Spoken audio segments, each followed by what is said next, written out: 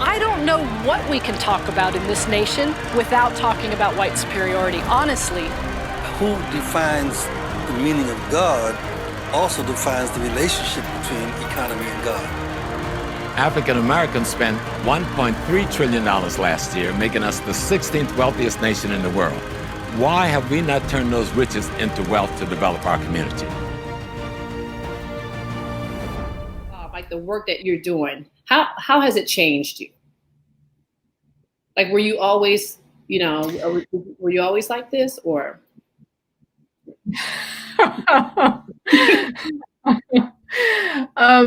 Definitely not. I have become a better white person, and I'm still. I wasn't gonna say nothing. Well, look, I was born into the same culture and society you were, right? And it told me that people who look like me made this country, created all its important institutions. We're great. We're wonderful. We define beauty, intelligence. Like I learned all that. And when I realized that those were productions that were falsely created in order to justify the dehumanization of people of African descent, indigenous people, and many others, how could I not be changed? I've been really committed to understanding really what it means to be white ever since. And I'm still very much exploring that, Wow. So, like, what did your family think?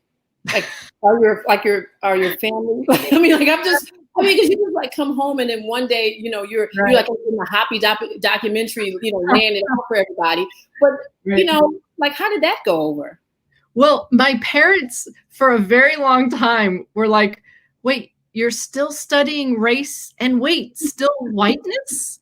They didn't get it. But my father, he passed away 6 years ago, but right before he passed, he had to sit at the hospital getting fluids in him for his treatment, chemo. And while he was sitting there, he read my whole book, Birth of a White Nation. Oh, wow. And he called me up as soon as he finished it. And he just said, "I just finished your book, and I want you to know how proud I am." I mean, it was one of my most, it's probably the first time I've said it without crying. It was a wonderful moment because for the first time, I knew had he lived much longer, he never would have asked me again, "You're still researching whiteness?" Because he got it. So when you talk to like other white folks about whiteness, are they like, how do they react? Sure. Well, let me tell you something. There's two different versions of that group. Okay. I get hired by people mostly to talk to white people, right? People of color don't need so much the insights I bring. Maybe the history is helpful for sure. But in terms of what the history means today, people of color are living it, in a way that, that doesn't require some white woman to tell them. But white people do. And so when I'm invited to talk to those groups of white people, I have for the most part, really good receptions. Sometimes, for example, when I've been, I'm trying to remember her name. She used to be on Fox, and then Trump said something bad to her. And anyway, I can't remember her name, but she had sent in some journalists to videotape while I was presenting at the White Privilege Conference. And so I got... Wait. There's a white privilege conference? It's been around 20 years. Eddie Moore Jr. is the founder. Oh, you have to be there, Felicia. Oh, I didn't know about this. Oh, okay. Yep. All right. Go ahead. The White Privilege Conference. White Privilege Conference. So I'm presenting some of this history as a keynote speaker, and they illegally filmed it. And then I saw myself on Fox News. I actually didn't see myself. I heard myself as they were playing. Oh my gosh. Anyway, so I got boatloads of hate mail. And so I get, death threats on occasion, definitely hate mail. But for most of the white people for whom I am brought in to speak, to their company, to their agency, their non-for-profit, their university, their school, I have very positive responses from white people. But when I try to talk to white people who are my friends, that's a different deal. Or family, right? Uncle Joe, you know, everybody has an Uncle Joe. And so that's very different.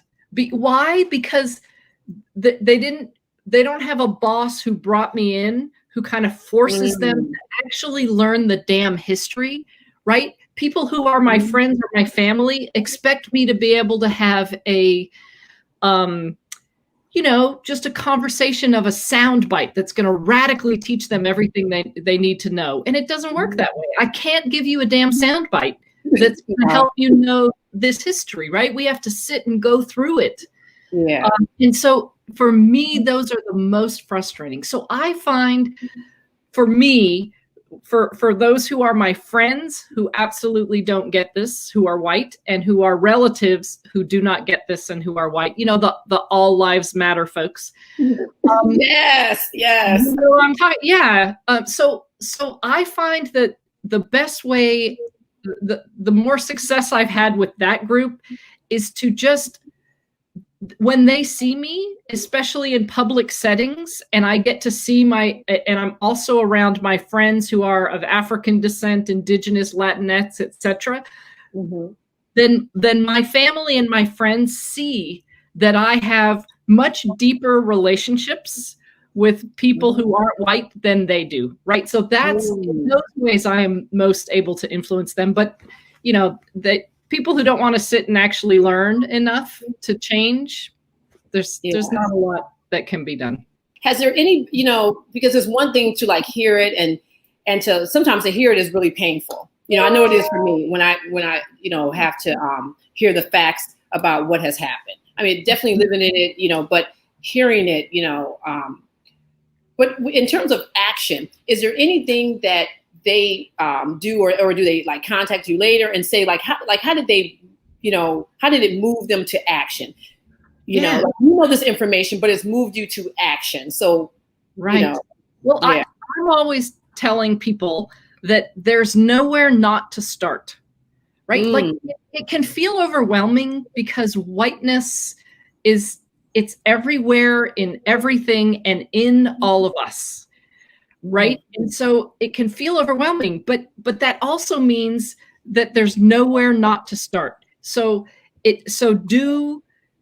we all have spheres of influence and we all just have our own selves. Right. And so I encourage people to like pay attention to yourself.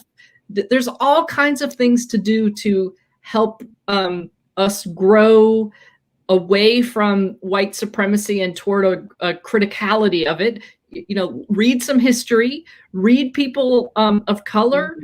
If you're white, especially get in an affinity group that's good critically. Get involved, start going to the White Privilege Conference and all these other, you know, places where you're gonna get challenged and people aren't gonna take your white shit. They're gonna name it and say, yes, not here, no, and you're also gonna get love and you're gonna grow.